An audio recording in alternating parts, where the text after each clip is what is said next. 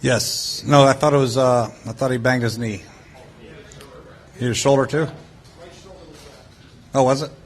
I haven't had a chance to talk to Larry since it's fan day, but I understand he missed the last period, so we'll get him checked out. Hopefully, get him ready by Monday. And Deshaun Jackson held Deshaun out. He had a little soreness in his legs, just trying to keep him fresh. He's been running a lot. Aldrick Robinson, I think, was the other one. Yes, looks like he's going to be okay for Monday also. We just kept him out at the very end. I wanted to ask you about Robert during the passing drills. Seems like occasionally he's hanging on to the ball, getting those sacks, and then continuing the play anyway. Do you want to communicate urgency to him? Are you okay with letting that roll in that kind of 11-on-11 situation? Where is that at? Well, it depends on the play. And if there's immediate pressure in a pocket where he can't see his first read or his second read and he has to abort the play, then we got to let him play it out because that's going to happen in the game. Obviously, if he's standing back there holding the ball and nobody's open and standing there, then we'll have a problem. But there is a time clock in a quarterback's head that has to take place. When it's not open on time, the plays are disrupted or what have you, then we'll have to get off him, either run or scramble or throw it away. And he's done a pretty good job of that so far. Kind of along those lines, Trent Murphy seems to be having a good camp at getting to him regularly. What are you seeing out of him? I see versatility out of Trent. You know, he can bend, he can rush a passer in a lot of different ways, a lot of different spots, and he's done a good job of picking up the system so far. As far as moving around, he can play right side, left side, he can play inside, he can stand up and walk around. So he's been a very good player for us so far. And then, like I said, all this has been excellent for a lot of guys. There's a lot of guys that have shown promise, but the consistency is what we're looking for. And Trent's actually one of the guys who's consistently come in here day in and day out and played well. Jay, obviously you got to be happy about getting Pierre back in the flow again. Just, when you see the type of coverage that he got on him last year, having Deshaun and having Andre, it really should, free him up. I mean, he's going to get doubled, I'm sure, still again, but it should free up a lot more opportunities, make life a little easier for him on that field, shouldn't it? I hope so. I don't know how many teams actually doubled him with the threat of the read option. A lot of teams play, 3 deep, bring the safety down to try to stop the running of Alfred Morris, but if he is drawing double coverage, I'm sure that'll make Deshaun happy. That'll make Jordan happy, and that'll make the running backs happy. So, every game, everybody has a different game plan for the Washington Redskins, and it's something that we got to figure out. Some teams have excellent corners; they won't double them. They'll bring the safety down, stop the run, and dare you to throw it. Some teams a little bit softer in the secondary; they'll play more cover 2 and try to stop the run with their 7 guys. So. It's game plan specific, but we're very fortunate to have the receiving core that we have. I feel really good about where we are. We have a lot of guys that are competing for the 4, 5, and 6, and 7 spot, but Deshaun, Andre, and Pierre have had excellent camps. Ryan Grant, Aldrich's done some good things. So that receiving core, depth-wise, is very good. Bruce said that from what he's observed, your evening meetings really set the tone for the next day. What do you try to accomplish in those meetings, and how do you go about doing them? Well, we have team meetings sometimes. Sometimes we'll just install for the next day, and try to show plays from the previous practice, make sure if there's any mistakes, any glaring mistakes, any situations that we want to really harp on, any great individual plays that we want to really focus in on and show the team how it's going. It varies from day to day, but just try to keep them motivated because at the end of the day, it's been a long day. They've had a practice, they've had a walkthrough, they've had a meeting. And then at the end of the day, you got to try to keep their attention and grab it so they can focus in on the next day and what you're installing. Okay. First, just real quick, what was the injury to Aldrich? I don't know yet. I think he might just have some soreness in his hamstring. That's what I've heard so far. Okay. And Brian Orakpo, no player does. He didn't really like the franchise tag. He would rather have had the long-term deal. You noticing him with any issues, or is he, playing the leadership role and doing it? How is he doing, basically? He's been to every OTA. He's been to every practice, and he's practicing as hard as anybody on his team right now. And I think he's having a good time.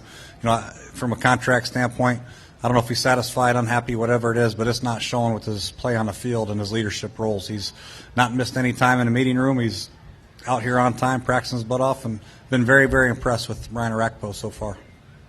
Back here, Coach. About 20. I heard about 20,000 plus people showed up today for Fan Appreciation Day. What does this day mean to you and the players? That means a lot. The support here is outstanding. That's a given. We know that. We appreciate that. Now it's just up to us to return a favor by going out there and playing hard, playing with intensity, playing Redskin football, and making this team something that they can cheer for and be proud of, and that's what it's all about. We love the support. The 12th man is very, very important to us as a franchise. It's a home field advantage like no other, and we got to make sure we use it to our advantage and keep them cheering and not booing. Jay, I've got a two-parter. Kirk Cousins seemed to have come off a little bit early, and also it looked to me like D'Angelo Hall lined up at safety a couple times in practice today. And why did he do that? Kirk did not. Kirk finished. You talking about injury-wise? Yeah, no, Kirk's okay. Yeah, he finished. He did a good job, and D'Angelo's been lining up at safety a little bit just because he wants to, and we're just trying to move people around and maybe take a look at somebody at corner instead of maybe play Breland at corner a little bit, move somebody in his spot. But, D'Angelo's been a shining star so far in this camp, wherever he is. Jay, just from a pure protection standpoint, how would you evaluate your running backs? From pass protection? Yes. In the team periods, it's not been bad, actually. Randy George's done a good job with them. In the one-on-ones, it's always tough. You guys look at the one-on-ones, you see they got chance to go inside gap, outside gap. In team periods, they don't have as much space to work. But I think we're just working with a technique on them. And they're going to get better, and it takes time, and takes work. Anytime we're in shoulder pads, you'll see us do those drills with the backs because we know how important it is to protect the quarterback, and that's a vital part of the game. And some of them have struggled earlier, but you can see them just slowly start to progress with their fundamentals, and that's what we're just teaching the fundamentals now.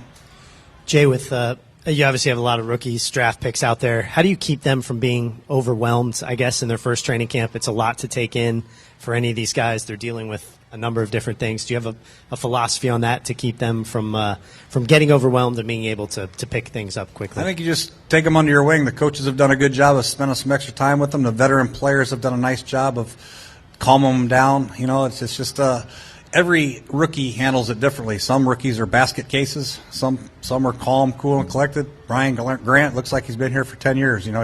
He's handled it perfectly. And Trent Murphy's a true pro. Some guys have never had this type of work and this type of amount of plays going in each day. Some players come from a college that only had like 10 plays all year, and they just run them no huddle and go.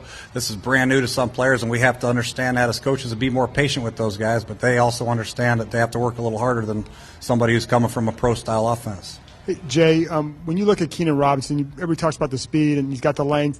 How many times in a practice are you seeing him take something away from the offense because he has that extra speed and because he has that length? That's happened a lot. It's happened a lot already. Some of the play actions that we're running, he's stepping up for the run, but then his length, he gets in some passing windows in the second level behind him. So, he's just doing a good job of reading his keys and reacting and making his presence felt. And so far, so good with Keenan. Like I said, the issue is now we just got to transfer that on the field and see how he does in game situations and the live tackling. Okay. Jay, following up on what Brian was asking about, I don't think there's a rookie or a first-year player out here who can complain that he's getting a token work or the short straw. You're making sure all those guys have reps, and there have been training camps and there are camps out there where those guys do get just token work. Is that a reflection on your own personal frustrations of never getting that shot, so to speak? I mean, you want to bring up that old wound, aren't you? You know what? We bring these guys in for a reason. They're here to get a chance, a legitimate opportunity. You don't get a legitimate opportunity if you don't get asked to play or get reps. So we're trying to get everybody ample chance, and some guys will play themselves out of a position quickly. They just won't fit what we're looking for. Not that they're not good people or good players. It's just we'll move on quickly. But a lot of guys